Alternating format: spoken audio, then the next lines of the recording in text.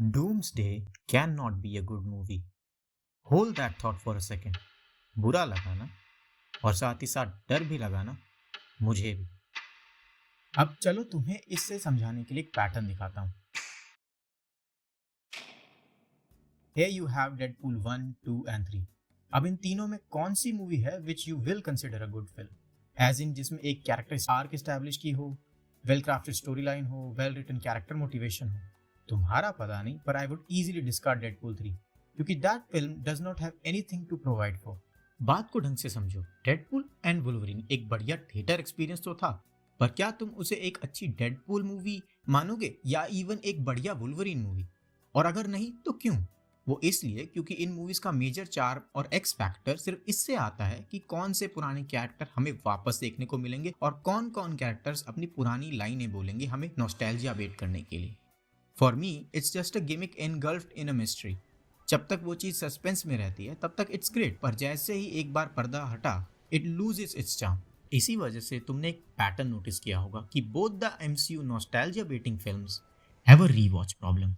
दोनों मूवीज में नॉस्टैल्जिया को कूट कूट के भरा गया है। नो वे होम का अगर हम फर्स्ट हाफ देखें तो you can really feel its major problems creep in, even though I will say no way home अपने कैरेक्टर्स को काफी बेटर तरीके से हैंडल करती है डेडपुल और वुल्वरीन के मुकाबले, जिसमें अगर हम मूवी का फर्स्ट हाफ छोड़ दें, क्योंकि मोस्टली ऐसा लगता है कि बस किसी बच्चे को उसके दो फेवरेट कैरेक्टर्स पकड़ा दिए हैं और अब वो बस उन्हें एक दूसरे से भिड़ा रहा है। बट अगर दूसरा हाफ देखें तो मूवी की tone completely shifts itself. Peter का सब विलन्स की घर वापसी ना कराने के कॉन्सिक्वेंसेस हमें साफ दिखाई देते हैं। Aunt May dies by the hands of Green Goblin और इसका जिम्मेदार पीटर खुद को मानता है। बट उसके जस्ट बाद फिर टोबी और एंड्रू के कैरेक्टर्स का इंट्रोडक्शन और एक स्पाइडर ग्रुप थेरेपी सब ठीक कर देती है। बाय द वे, तुम लोगों को ऐसा नहीं लगा कि तुम कोई सिटकॉम देख रहे हो जिस तरीके से टोबी और एंड्रू के कैरेक्टर्स का इंट्रोडक्शन किया गया? लाइक कि थिएटर में इट वाज ऑसम, ऐसा लग रहा था कि थिएटर की छत ही फट जाएगी आज तो। पर अगर तुम वही एंट्री घर पर देखोगे तो ऐसा लगेगा कि यू आर वॉचिंग फ्रेंड्स। और यही same problem Deadpool and Wolverine में भी है, बस कुछ ज्यादा बदतर तरीके से। जैसे कि अगर कायदे से देखा जाए तो what purpose does having so many characters serve the story other than the fact कि बस तुम उनको पहले से जानते हो। जैसे अगर नोवे होम का ही एग्जांपल ले तो other than Green Goblin's character not a single villain in that movie have any agency to do anything. और इवन ग्रीन गॉब्लिन को भी देखें तो उसे वैसे किसी चीज से कोई मतलब नहीं है। उसे स्पाइडरमैन दिखा, वही बंदे ने मारना चालू कर दी उसकी। और यही चीज अगर तुम धूम चूतड़, कैंसर रोगी और बेवड़े भालू में देखो तो मूवी में ब्लेड, इलेक्ट्रा, गैम्बिट का होना कोई सेंस नहीं बनाता। वो बस वहाँ है क्योंकि it's cool to see them back. अगर तुम चाहो तो इन तीनों को किसी भी एक्समैन के कैरेक्टर से रिप्लेस कर दो, ज्यादा कोई फर्क नहीं पड़ेगा। ज्यादा से ज्यादा क्या होता, चार्ल्स जेवियर बढ़ाऊ फिर से मर जाता। Sorry sorry. और यही प्रॉब्लम मुझे डूम्सडे के लिए सताई जा रही है। क्योंकि अगर हम ओवरऑल देखें तो याद करो इन्फिनिटी वॉर से पहले कितना कुछ सेटअप किया गया था। कैप्टन और टोनी की लड़ाई जिससे अवेंजर्स का टूटना, थॉर और हल्क का अर्थ पे ना होना, शील्ड का खत्म होना, गार्डियंस का इन्फिनिटी स्टोन से कनेक्शन, थैनोस का सेटअप। और अगर डूम्सडे में देखें तो एक भी चीज नहीं है जो आपको अंदाजा भी दे सके कि डूम आ रहा है सब खत्म करने। इन सालों को 4 साल लग गए ये ढंग से दिखाने में कि उस सेलेस्टियल का क्या हुआ, तो अब डूम के लिए तो क्या ही एक्सपेक्ट करूं इनसे। अब तुम ही देख लो, ये तो हम सबको पता है कि मूवी का टाइटल डूम्सडे है और इन्होंने कॉमिक कॉन में अनाउंस किया है कि डूम आ रहा है।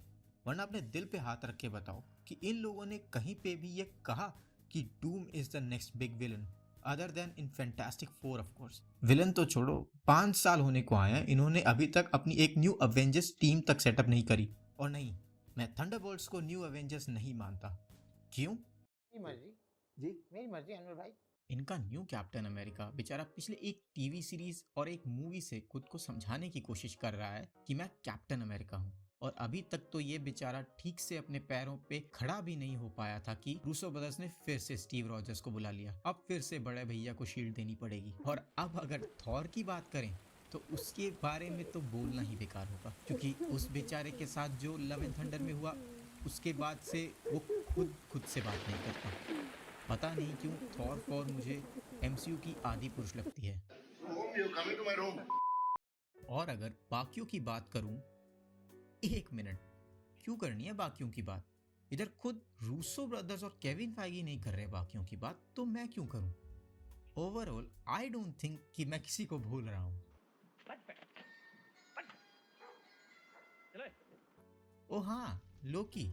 आई थिंक सिर्फ वही एक कैरेक्टर है जिसको लेके मैं कह सकता हूँ कि मार्वल डिड समथिंग इंटरेस्टिंग, जिसको शोनर्स ने जिस तरीके से सेटअप किया है, आगे डूम्सडे में क्या होता है वो देखना इंटरेस्टिंग होगा। अब बस ये लोग थॉर और लोकी में किसी एक को फिर से ना मार दे।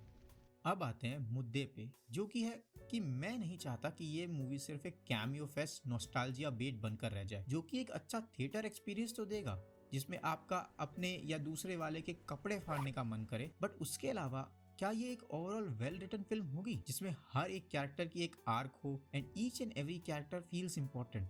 क्योंकि अगर तुम इन्फिनिटी वॉर और एंड गेम को याद करो तो they did a pretty well job with main Trinity of characters, पर यहाँ तो मैं एक भी कैरेक्टर को नहीं मानता कि उनके पास कुछ पर्सनल है बताने को। Instead it feels more like कि each and every one of them are more of a reactionary character जो बस साइड में खड़े रह के डूम से मार खाने आएंगे। लाइक तुम एक 3 या 4 घंटे की मूवी में क्या ही एस्टैब्लिश कर लोगे फैंटास्टिक फोर के मोटिवेशंस को, या थंडरबोल्ट्स को, या फिर सैम की न्यू टीम को। उनके पास कुछ कहने को है ही नहीं, इसलिए तो नॉस्टैल्जिया का चूरन डाला जा रहा है सबके मुंह में एक्समैन को डाल के। और जिस तरीके की लंबी चौड़ी कास्ट है, आई विल बी सरप्राइज्ड कि इस किसी एक कैरेक्टर को कुछ ढंग का मीनिंगफुल बोलने को मिल जाए other than MCU's lame jokes. तो हाँ, जब आपकी पूरी मूवी इस बात पे टिकी हो कि याद है वो 2000 के कैरेक्टर्स, याद है वो 5 साल पुराना कप्तान अमेरिका और इवन टोनी स्टार्क, इंस्टेड कि आप एक प्रॉपर एस्टैब्लिश्ड कैरेक्टर्स के साथ कुछ करते, तो यस,